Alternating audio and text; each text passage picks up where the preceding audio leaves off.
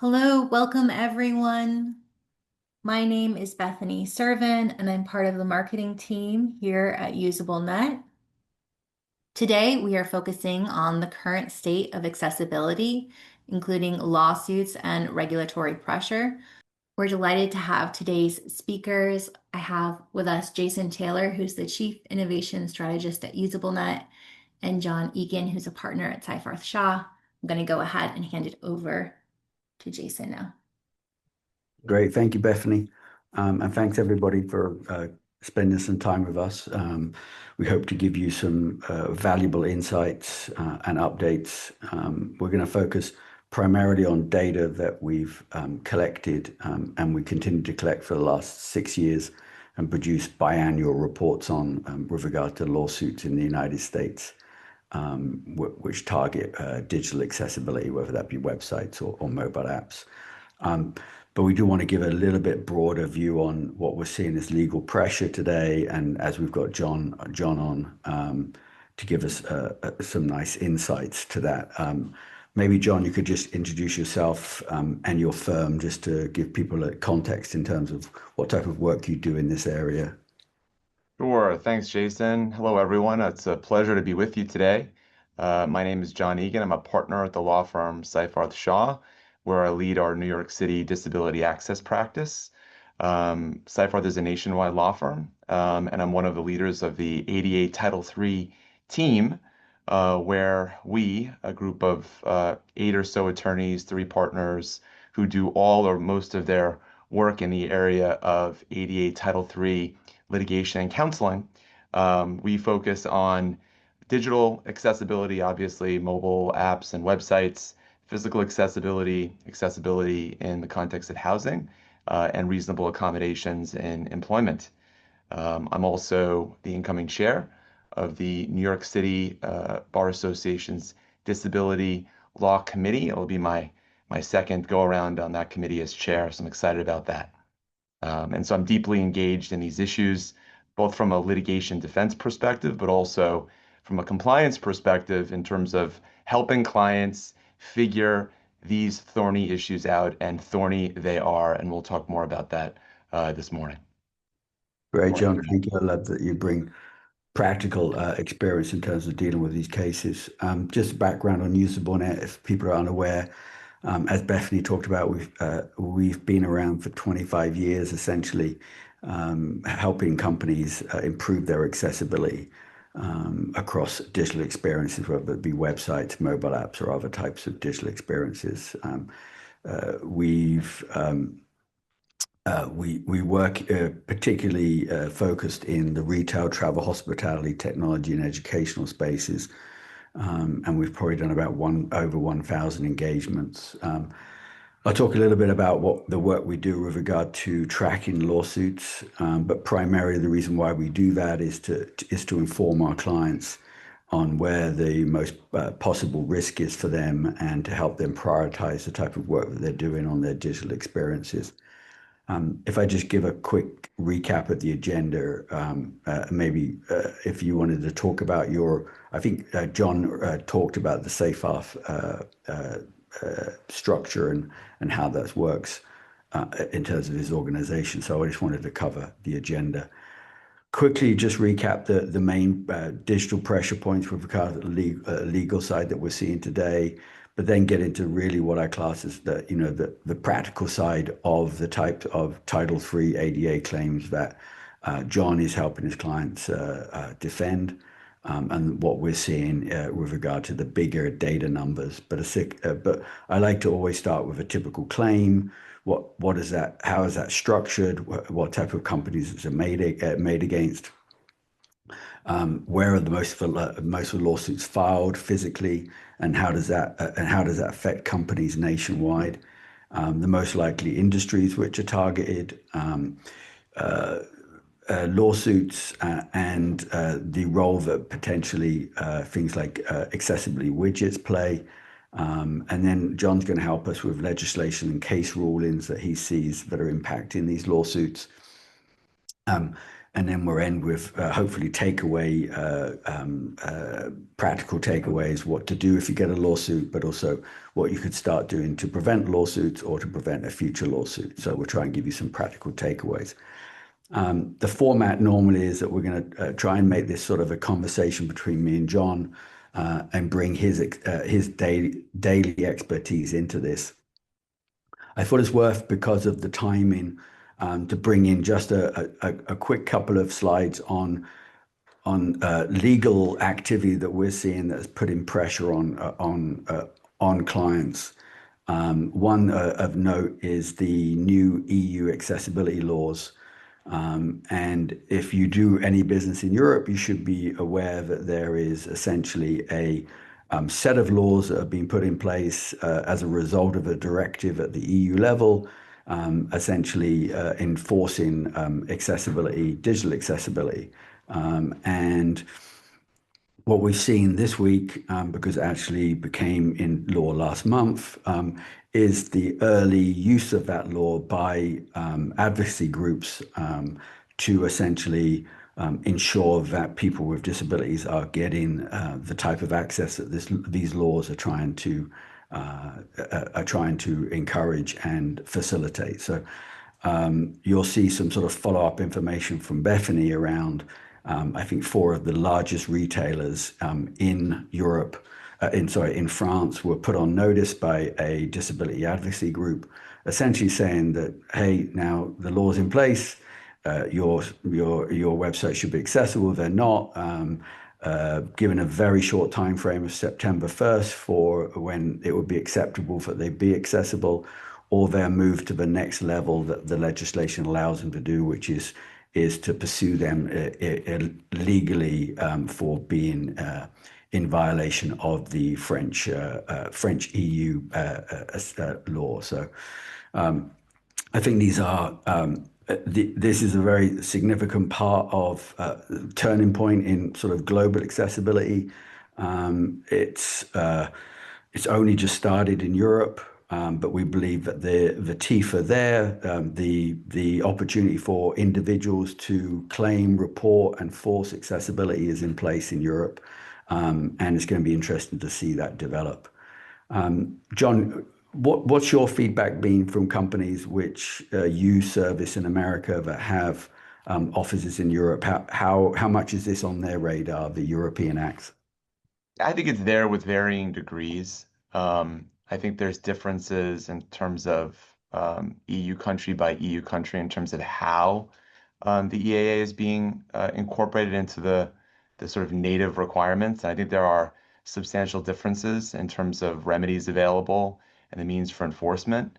But we have looked at this, and we have looked at this across the EU, and most, if not all, countries have adopted the EAA, and so it's there, and it incorporates WCAG 2.1 AA as we see here on the slide, and that can be a challenging standard for businesses. And so I think it also goes to the sort of global movement towards digital accessibility, and whether there in the U.S. there are developments that may prompt companies to say, well, wait a minute, is this really going to continue along this vein?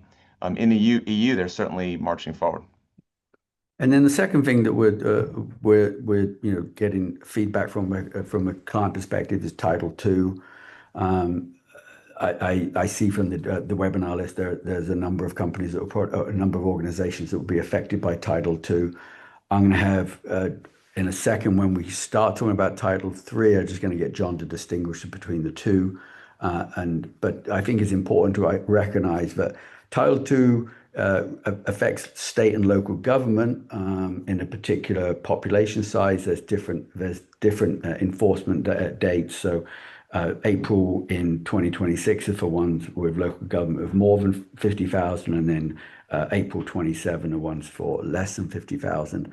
But it's also, I think, important for companies that are seeing state and local government as potential clients to understand that Title II also make sure that these government agencies are only engaging in SaaS systems and other types of technical systems which comply with these laws. So I think it's important for corporate companies that see state and local government as potentially part of their customer base to Right. understand that these laws will affect them as a knock-on effect to the individual organizations. Um, just moving on to the slide, which I think we're going to focus about the data that we're going to focus on the most, which is Oh, hey, Title Jason. III. Jason, can I Sorry, make yeah, one quick point about of 88 course, Title John. II? Yeah, yeah, of Okay, course. so we can just go back to the prior slide. So why this is significant is under 88 Title III, which concerns and regulates places of public accommodation. So businesses that have a private businesses that have a public-facing presence, retailers, hotels, private schools. Title II concerns, as Jason pointed out, public entities at the state or local government level. 88 Title III does not have regulations that explicitly incorporate a digital accessibility standard. But as per these regulations that are quickly approaching in terms of the effective date, 88 Title II relating to state and local government entities, which could be public schools, right? It could be state municipal government agency websites. They would need to comply with the WCAG. So, from a Title III perspective, you have an argument that there's a de facto standard of the WCAG, but under Title II of the ADA, it is in black and white. And for entities that are subject to the laws, there are really critical exceptions and exemptions that they should be looking at, such as carve-outs for archived content, for example. But many of the themes are really consistent between all these laws that we're talking about today, whether they be EU or Title II, or the interpretation, the predominant interpretation of Title III. Really, all signs point to the WCAG, right? All signs point to the WCAG in terms of being an objective standard for success. Go ahead, Jason. Thanks, John. That's really good input. Um, so we're going to be looking at ADA Title III cases in the United States. We've got a lot of data that we're going to use. So what I'm going to try and do is get John to explain behind what he thinks is happening legally to generate these numbers. And the first number is the big number. So what we're seeing this year is essentially a 20% increase in the number of lawsuits that have been filed. Um, Now, if you look at that over the last 6 or 7 years that we've been tracking this, the last 3 years have been pretty consistent. And this year we're seeing an uptick, a significant uptick in those laws. I think it's worth just explaining where we get these numbers from so people understand how we get these numbers. And I think we have a methodology slide Bethany could just pull up just to make sure. So the reason why we track these numbers and the reason why we're able to track these numbers is federal and state lawsuits are publicly available. Some of them are easier to find than others, but essentially they allow us to track this data. On the federal level, we actually have to download every ADA lawsuit, read it, find out if it's about physical or if it's about a website, separate those, and only track the ones which are related to websites and other digital experiences. Plus, we go out to every state courthouse that we know is a very active courthouse with regard to these types of lawsuits, and we track individual courthouses, and we track the cases and add those cases up and track those. So the data that you see is work that we do internally to find all the federally filed lawsuits, but also all the state filed lawsuits. And that's sort of important, especially today, because I think we got some numbers about that. But I want to go back to the big number and maybe ask John, what does he feel is the main reason why potentially lawsuits are up in this particular space? Although we want to make a big point here that they're actually down federally, up state. So also maybe John could talk a little bit about that in terms of the fact that we're seeing less cases filed federally, a lot more cases filed at the state level. Collectively, the numbers going up. Right. A lot to unpack there. So, I think that in my mind anyway, I try to separate the nuts and bolts of accessibility with and the legitimate needs of individuals with visual, hearing, and cognitive disabilities in terms of having equivalent access to the commercial world online with sort of the business of these lawsuits. And I think some clients struggle to differentiate between the two, primarily because they are dealing with a target on their back that is costing them money to deal with. But putting aside, I think, those legitimate considerations of need, I think that it is a business. It is a business that is increasing on the plaintiff side, increasing the number of law firms that know about these types of cases, that are interested in filing these types of cases. Digital accessibility cases are almost never litigated on the merits. They're resolved quickly. They're resolved quickly because oftentimes there are legitimate digital accessibility barriers on the website, at least if you're using the WCAG as your standard. I think that we've seen over the last few years a substantial shift among some very large players in the space. I'm talking about law firms that file cases by the hundreds to state court. And they've moved to state court because, quite frankly, federal judges have become more exacting in their inquiries around standing, legal standing, which concerns the question really relevant to federal court as to whether the plaintiff has actually suffered an injury, whether this is something where the plaintiff is going from court to collect settlement dollars, which is not the purpose of federal courts, or whether there's an actual injury, in fact, that a federal court is in a position to redress through an injunction, through an order addressing the business to deal with a barrier or an impediment to equal access. And so I think that those sort of standing decisions are pushing more plaintiffs' firms to file in state court, or quite frankly, there's less resources for the same type of oversight, judicial oversight that you see in federal court. State courthouses that are being barraged with these cases are often very busy. They're the municipal courthouses in the New York area. It's the LA County Superior Court, very busy courthouse.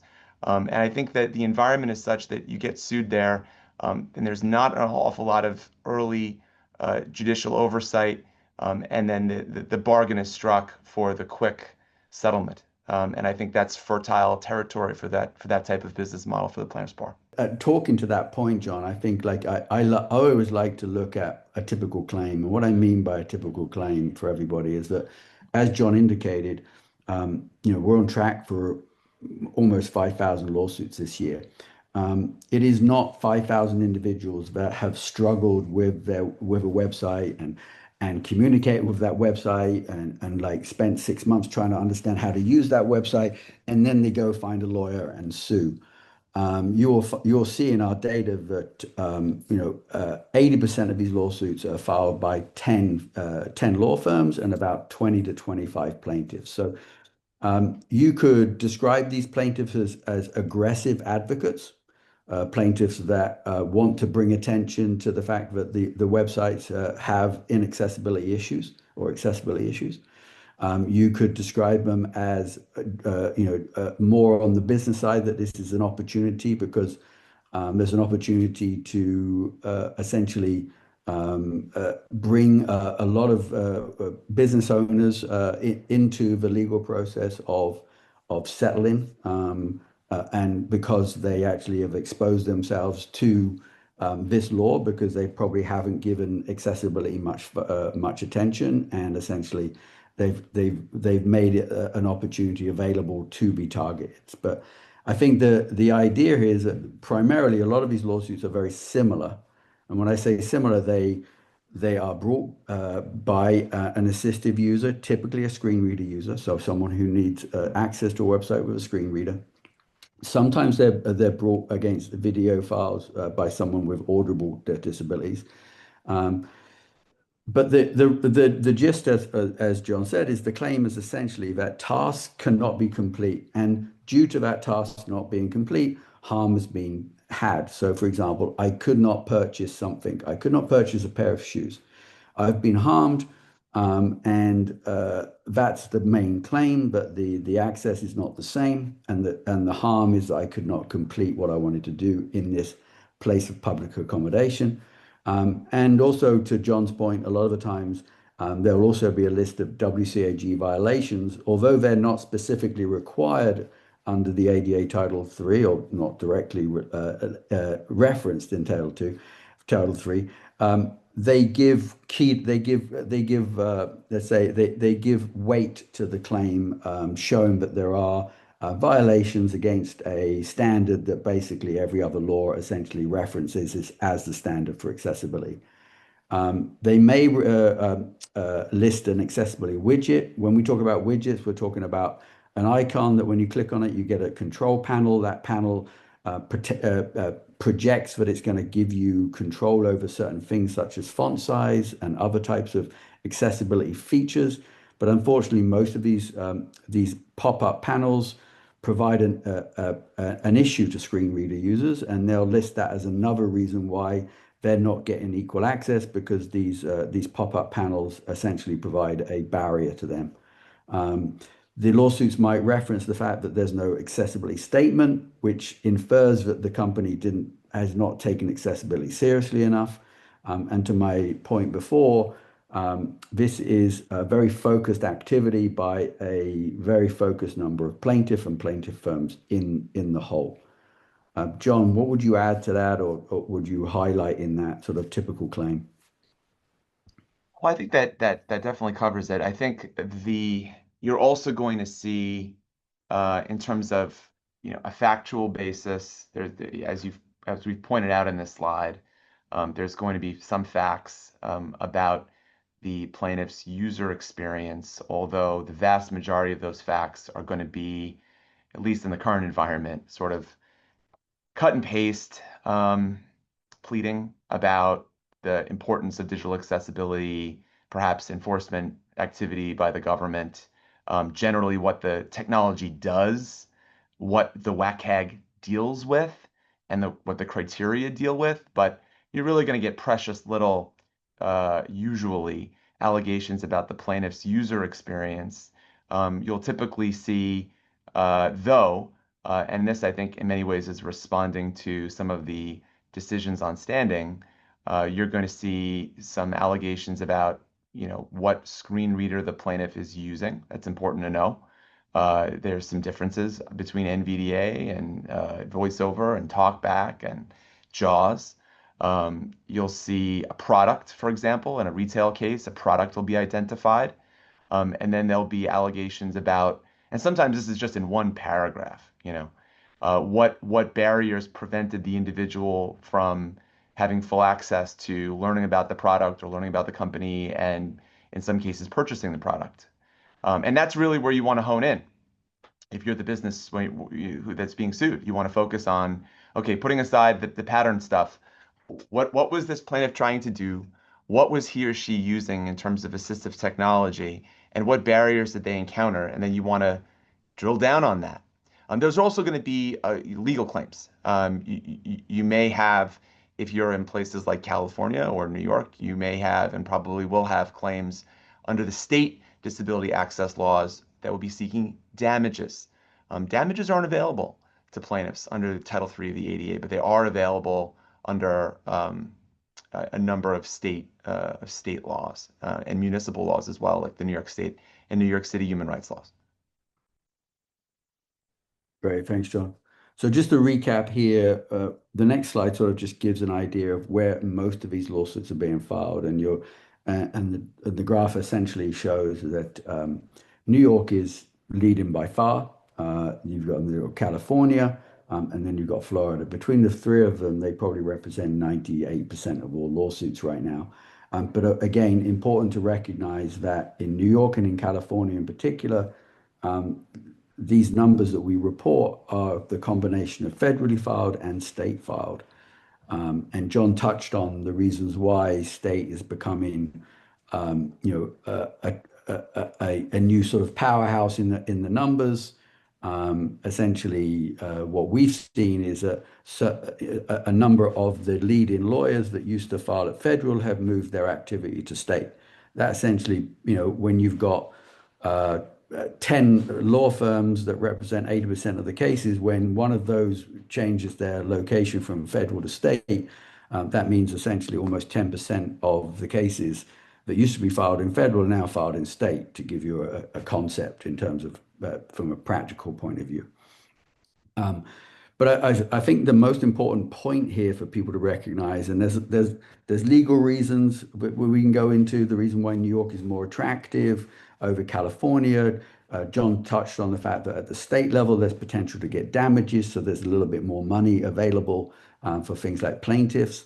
But I think the main point here, John, is what type of companies can be sued in New York, California, and federal? Is there any safety in the fact that you might not be headquartered there? What's the criteria that allows someone to sue in New York, California, and Florida? Is there anything that you'd like to add there or sort of clarify? Um, Yeah, sure. There is an open question that has not been resolved by the United States Supreme Court of whether a business needs to have a physical brick and mortar presence to be considered a place of public accommodation to be eligible to be sued under ADA Title III. So the question then is, are internet-only businesses covered by the ADA?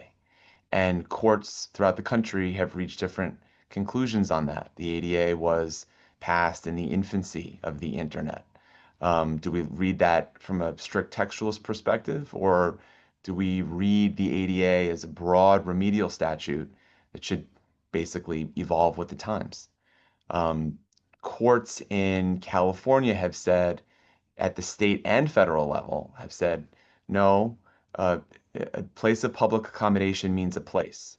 And so to be sued under the ADA in a place like California under this 11th Circuit Federal Appellate Authority, you would need to have a nexus between your website and a physical public facing place of public accommodation. Not so in other places, such as the First Circuit back east and New York, which is part of the Second Circuit, although the Second Circuit Appellate Court hasn't spoken on the issue for a long while. In places like the Federal Court of Manhattan, the Southern District of New York, judges were unanimous on the point that, no, we're going to read the law more broadly. A business doesn't need to have a physical place to be eligible for a lawsuit under ADA Title III.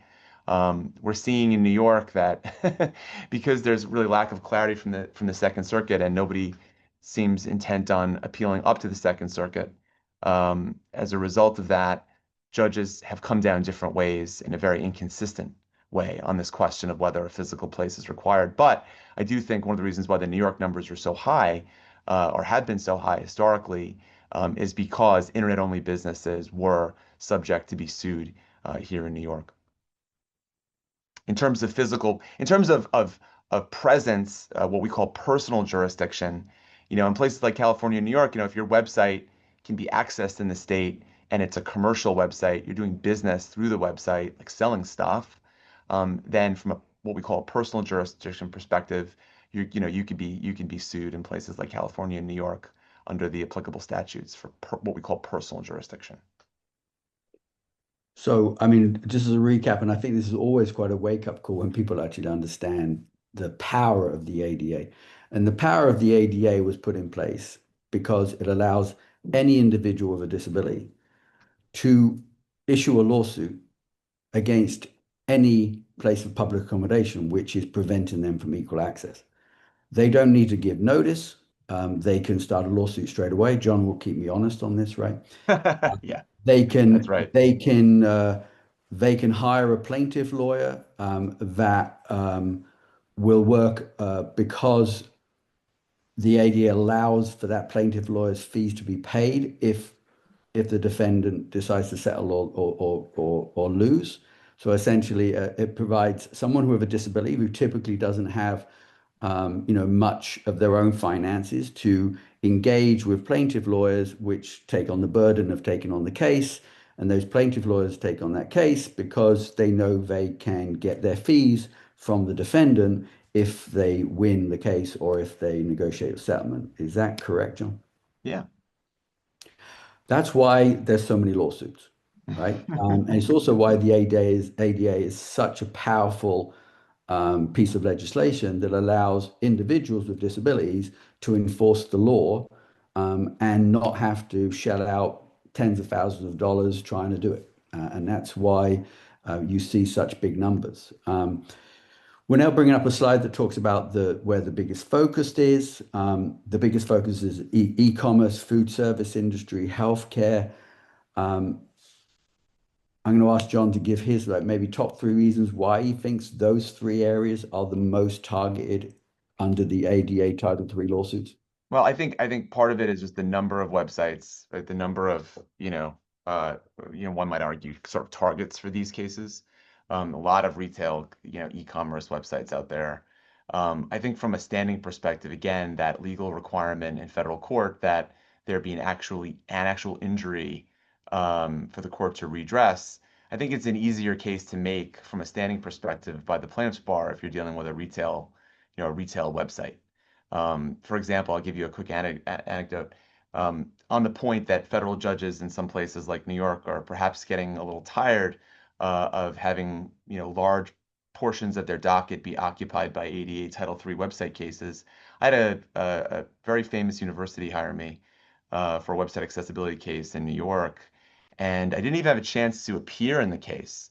And the court issued an order on its own, scheduling a hearing for the plaintiff, the blind plaintiff, to come to court and explain and answer the judge's questions as to that person's experience on the website, reason why they were harmed by the website's alleged barriers, and their intent to return to the website, which is another required element of standing. And uh, it was a very famous website, and that individual we know from our research had filed cases against a lot of different businesses. Didn't really seem like the person who was of the typical age to be an undergrad. And the plaintiff's lawyer just dismissed the case voluntarily. I didn't even appear. The client was, of course, thrilled because they didn't have to pay me very much. But it kind of speaks to that point of, if you have to meet standing requirements, you're going to have to, at some point, tell a story about why you were harmed and why you're going to be harmed in the future unless the court does something. And so if you're applying to a college or you're going on a college website, you would probably need to be a person that's interested in the school for whatever reason. But how easy is it to make the case that I was interested in that, piece of product, that shirt, that shoe, that digital device? And so I think that's one of the reasons why, given just the number of websites, but also just from the standing perspective, why you see these cases that are much easier, I think, for the plaintiff's bar to file against e-commerce sites. And Yeah, I mean, I think you might that's have a similar story for fitness and wellness. You might have a different story for entertainment and leisure, but there just may be more of those e-commerce sites out there. yeah, I think the standing is probably the most important in the volume. I'd also say that e-commerce sites, unlike informational sites, have a lot of functionality that e-commerce companies are changing on a regular basis. There's a lot of opportunity for accessibility to be missed, for a screen reader user to easily find a feature that doesn't work, and again put that into the lawsuit. So I'd imagine that and sites which are complicated in our world change a lot, are more likely to have these issues that are easy to find and easy to document than more simple information sites. But your point of standing, I think, is very, very telling about why you, for example, banking. Banking is an amazingly important online experience for people to manage their money. It's probably one of the top four things that anybody wants to do, right? I would imagine a lot of banking sites are not that accessible, but they don't get sued a lot because the plaintiff would have to prove that they have a bank account there, that they intend to get a bank account there, um, and they intend to return. So it's very hard to sue 10 banks very quickly. It's easy to sue 10 shoe manufacturers quite easily and say, I wanted to buy a pair of shoes. I tried 10 websites. They're all bad. I sued them all. Yeah, I mean, That's basically there's what John's cases saying. basically against to build up the point about the banks. I mean, there's cases where um, credit unions were sued where there are very specific eligibility criteria in order to be a member of the credit union. And the court in those cases basically held, listen, because the plaintiff isn't eligible to be a member, then there's no redressable harm for me here in this case. And so, the standing arguments there were successful, but standing arguments often aren't successful. It's not, if they were successful, you wouldn't see the volume. So it really depends on the case, depends on the website, depends on the plaintiff, depends on the judge. Yeah. So next one is just sort of, I wanted to address this with John because he's very familiar with this. So one of the things that we do is when a company gets sued, the same day we go and we see we look at the website and we see whether they've already invested in accessibility.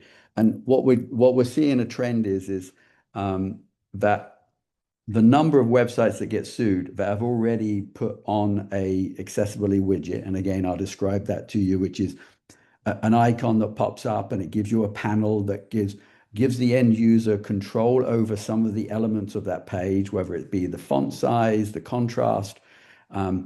Those functionality primarily isn't fixing the issues that a screen reader or a blind person really wants fixed. So essentially, don't do anything to reduce the lawsuits from blind people and don't really help those users. And in addition, in some cases, screen reader users can illustrate that those pop-ups cause more issues for them and they list them in lawsuits. I wanted John's sort of read on, are these widgets useful in your case in terms of with regard to prevent to clients? In terms of reducing their legal issues? What's been your experience? So this is there's some degree of debate about what widgets do and don't do. But in my experience, I think that they are in a lot of ways fool's gold. They promise, and now I'm referencing the Accessibility public settlement for what Accessibility agreed to pay $1 million in penalties following a Federal Trade Commission investigation, and signed a consent decree settlement where they basically said that where they agreed to pay that money, and recited some of the advertising that the agency took the position was false advertising about the extent to which these widgets can be successful in making WCAG violations go away. And so, I have seen clients sued because of accessibility, frankly. I have also spoken with consultants and experts that say that their widgets are better for whatever reason. I have never seen a case where a business argued that the widget made their website accessible, and that a court made a determination on the merits that that was true. I've never seen a case where a client that used a widget argued that putting the widget on the website was moot as a matter of law. Not seen it. So I typically counsel clients to approach widgets with a heavy degree of caution, if not avoid them altogether. I think that in a lot of ways they interrupt, and this is going to lead into, I think, the next couple of slides, but it interrupts what should be the progression of a business in terms of really grappling with, either internally or through outside partners, really grappling with what digital accessibility means at the coding level and how they need to modify the code, and perhaps even modify some of the businesses they're working with, some of their vendors, to ensure better code from a screen reader compatibility standpoint. I think that the widgets sort of interrupt that progression that I think clients that hope to have accessible digital properties need to go through. Great. I think we're moving into maybe some of John's slides. I don't know if you want to take this, John, or me. That's basically the factors that we see. And I think this is really just recapping what people may have heard in the last 20, 30 minutes of things that stand out to us in terms of why you're more likely to potentially be at risk in terms of just from not from accessibility point of view, but from other point of views. Did you want to cover this, or do you want me to cover it? Well, yeah, I mean, real quick, a lot of this we already talked about in terms of the EU stuff on the first bullet point. I have just seen over the last, I'd say 18 months, businesses that have physical brick and mortar seem to be getting sued more. Oftentimes, the one case will become two, which will become three, which will become more. It's not public when you settle a case. The dismissal goes on the docket, but you can find out if you are on the other side, you can find out who was sued and if the dismissal was filed and how long the dismissal was filed. And so query whether settling these cases a couple of times on the docket is something that it has visibility among the plaintiffs bar and may continue to get you sued, even if the terms of the settlement are not public for a private confidential agreement. It still puts you out there. Um, there was a question in the comment box about accessibility statement. Accessibility statements are a good idea. There's varying views in terms of how to do them and what they should say. But they, at the basic level, what they do is they provide a way, not a WCAG compliant way, but a way for people to get help on a one-to-one basis, which would allow that person to get an alternative presentation of the content at issue. So having them is a good idea. I tend to draft them as simple as possible, and what's very important is that they're true. So they're not too grandiose. They need to be true and need to reflect what you're actually doing because they're discoverable in a lawsuit. Plaintiff's lawyer can go and download it, can track you, can track your statement, and then depose you on whether or not the statement is true or not. And we talked about widgets as being a potential magnet for lawsuits. Great. Now this is sort of like over to you, John, like a little bit on this. This is a real practical takeaway, right? In Right. terms of what you could do if you receive a lawsuit, but also what you can do to try to prevent getting a lawsuit. Like if we went to a very practical level about, you know, what should I do as a company, right? Whether I got a lawsuit or I'm worried about getting a lawsuit, I feel these are the four things that we would highlight. I wanted maybe, John, you take the first one, what we mean by sort of a sign and own and review contracts. Which contracts would you review? Yeah, I mean, I came at this from the physical accessibility world. I mean, that's what I was focused on before. Like basically in 2017, 2018, website accessibility by these private litigants started to become a thing, and have increasingly become a thing. But before that, it was more physical accessibility. And so I've had to learn a lot about how websites are put together. And what I've learned is that they're not put together at all like a physical structure, okay? They're not built with brick and mortar. They're not built with timbers and screws. They're fluid. They change. The sources of the content comes from different places. Sometimes the code is beautiful. Sometimes it's disastrous. And so I don't think that the business will always know where its code is coming from, and who are the owners of not only who are the owners of accessibility. You need to assign one person, preferably more, but then where is the content coming from? And those vendors that are providing content, what expectation is placed upon them from a contractual perspective to deliver accessible content to you? Have they made a warranty as such? Probably not. Should they? Yes. Setting expectations for third-party vendors is critical if you're going to be successful. That's the first bullet point, Jason. Yeah, and I mean, for me, I think that a lot of people forget, especially when you listen to accessibility webinars, that most websites are not built by the website owner, they're built by Mhm. somebody else. They may have been built by two companies once and then redone by another company. They could be using different components, for different types of things like payments or for shipping. So to, John's point, looking at the website, looking who you spend money with, and making sure that you've put those people under notice that part of that money is the expectation and the responsibility to make sure that what they're providing and delivering on your website is accessible. Because I want John to emphasize one point for me, which is it doesn't matter where or who is providing the functionality or content on your website. the website, the entire website, everything that's on your .com or your .net is your responsibility under the ADA. John, would you back that up? I would. I mean, if you know you're providing public facing content, you hold the risk. I mean, there's a question about B2B companies. Are they sued? Well, not under the ADA, because you need to be a place of public accommodation, which is a specific set of categories of businesses that are providing goods and services to the public. And so the recourse for B2B companies that are supplying this content is contractual recourse. And you can't sue over a contract if you don't have one or your contract is silent on the question of WCAG conformance. Just generally, if the contract says, well, comply with all laws, then the vendor can come back and say, well, is WCAG really part of the ADA? And there's wiggle room there.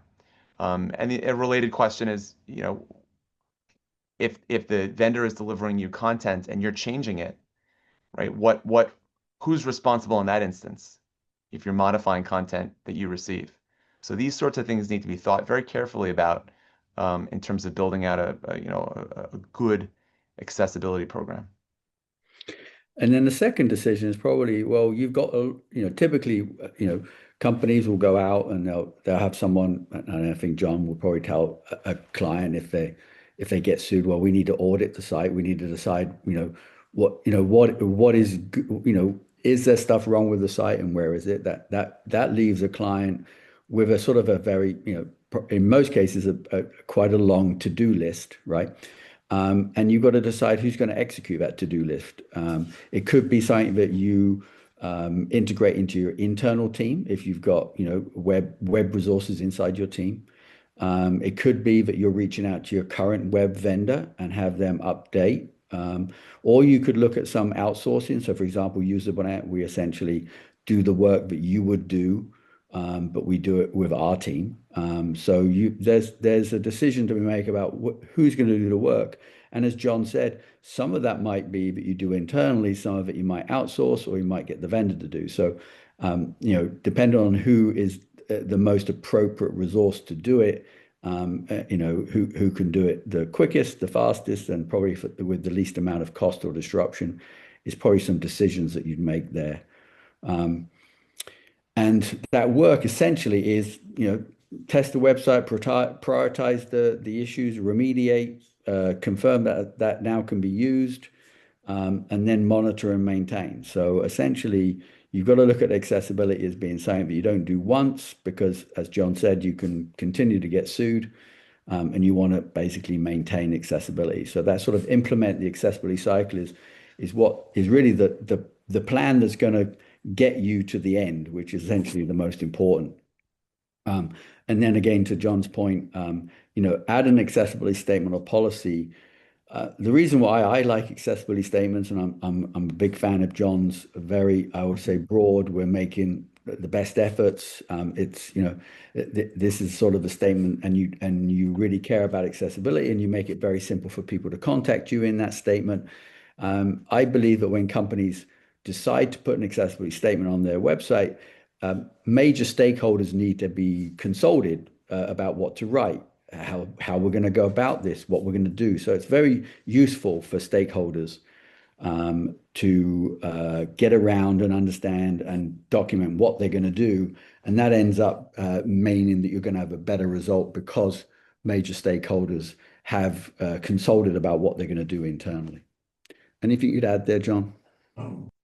No, I mean, I think, and it's just sort of reflecting on some of the questions that are rolling in. This is a popular slide, I think, for spurring questions among our attendees. But one of the questions is, well, if you're using like the Google Maps third-party tool, which is ubiquitous on your site, are you at risk? The answer is yes, you are. So you're responsible generally for the content on your website. I mean, there was a case in California where, and this was actually a litigated case, where a restaurant tried to defend on the basis that in order to make a reservation for a table, you would need to go on the website, but then get pushed out for a few stages of the user journey a third-party company in order to get the reservation and then come back and get that confirmed in this sort of journey. And the court said, no, you're responsible for the website, and you cannot, and this is a concept in the ADA, you can't use contractual instrumentalities to avoid liability. You're responsible for the website, and to the extent that you have third parties that are providing content on the website, um, even if it's branded as third party content, there's risk there as well from a Yeah, from a it, compliance it, perspective. it, it works the same in the physical. If you've got a restaurant and there's no disabled access, you're responsible for the fact there's no disabled access. You can't sue the contract. You Right. can't pass that responsibility onto the architect and the contractor because you're responsible for providing the access. But as John indicated, websites are a lot more complicated. People are applying a very rudimentary construction world mentality to a website, which is completely different in nature. But John, I wanted to, because we've only got about 10 minutes left, I wanted to get into those questions. I love the fact you're picking a few out already. Maybe you could go in and look at a little bit more in Yeah, those, pick those sure. questions out.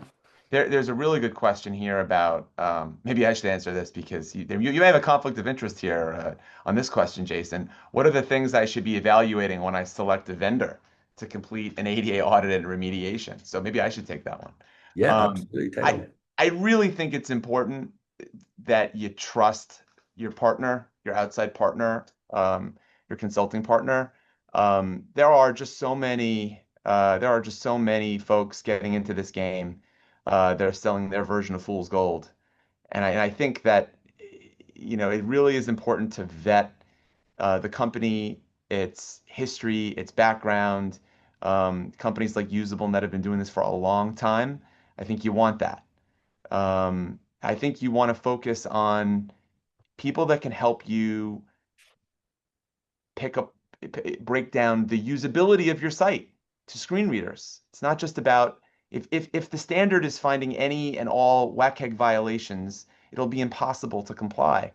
It really, from a litigator standpoint, I need to be able to tell a story, if not to the judge, then at least to my adversary, that I have a client that has engaged on these issues, understands how screen readers interact on the website, have made concrete steps to get better, and that the end result of that is a website that works well, works pretty well at least with a screen reader. And I think the question is the consultant going to put you in a position where you can make that sort of argument if you're concerned from the litigation side? Good practical advice. Um, Bethany, is there any, I know you're looking at the Q&As as well. Is there any that stand out for you? Because obviously we have John on and I'm always on. So anything you think is more like John's world because we want to use his experience. You mean there's a lot of questions coming in about employment. So I want to let me deal with that. Sort of similar questions are coming in about is there risk over um, one of the questions, how frequently are companies being sued due to employees' inability to access internal tools or applications? Is another really good question. The answer is we're not seeing the volume like we're seeing in public accommodation context. Employment is covered by Title I of the ADA, um, as opposed to Title III. And so under Title I, you would engage if you're the employer in a interactive process where you discuss with the employee what accommodations are necessary. And so I am not aware of any interpretation of ADA Title I by the EEOC that there is a hard and fast requirement to be WCAG conformant. I think it's more fact sensitive and sort of individualized. And so I typically counsel clients that from a priority standpoint, public facing digital properties should have greater priority. It'd be great if everything was accessible, but from a prioritization standpoint, because resources are not unlimited, you need to focus on what's public facing and then deal with it on a one-on-one basis with your employees with respect to their disability needs and accommodation needs. Another question here, if a company gets a demand letter, should they always get an attorney or try to fix the issues on their own without any legal advice? You could always try to settle a case without a lawyer. You could always call the other side and plead your case. But ultimately, I found that to have success, to make your site more accessible, you probably need to speak with somebody outside your company who knows what they're doing. Well, I'd also say on that demand letter front, our practical advice is many demand letters do not end up in a legal case, and a lot of that depends on the on who sent you the demand letter, and most likely the people who are going to understand that sort of ratio and trend and what one plaintiff firm does over another is going to be someone like John, who's dealt with this, year on year out, hundreds and hundreds of cases, hundreds and hundreds of demand letters. They recognize who is on the other side, and they understand what that other side is trying to achieve, what type of outcomes they're trying to achieve, and just engage in someone like John as even to support your in-house counsel with that sort of ground level knowledge of this very focused area of law is going to be worth the hours. Another quick question came in about automated scans, which I don't think we've talked about. And the context of the question is, because it's impossible to be 100% compliant all the time, what do we have to do to prevent lawsuits? If you have a Google Lighthouse score of, say, 96, you could still face a lawsuit. So really quickly, and Jason can speak to that as well, but automated testing is valuable in that it tells you like the big picture trends on your website. If you have a very high number of automated scan errors, you probably have problems, right? But they're not the end all be all because automated scans can't detect things that only human review can. And so, yeah, plaintiffs' lawyers use automated scans, but I also think that they also confer with their clients or other experts to do usability testing. So I think usability testing is more important from a risk mitigation perspective than automated testing, albeit more expensive. Jason, do you have anything to add on that? No, I mean, I would say it's a good place to start. Right. If you want to, if you visualize how the plaintiff is coming up with 100 lawsuits a week, all right? What they're doing is they're starting with a big list. They're probably going into that list and deciding which ones have got like really bad, and they pass that on to their plaintiff. Their plaintiff probably gets their screen reader going on the top 10 or 20 sites, finds problems, documents them, and puts them into lawsuits. I don't know that for sure, but if I was doing volume lawsuits like I see, that's probably how they work. So, um, you know, that involves someone with a screen reader. I would say it's just as valuable to have someone with a screen reader use your website and tell you whether you've got some big problems, because that's what's going to end up in the lawsuit. And that'll conclude today's webinar.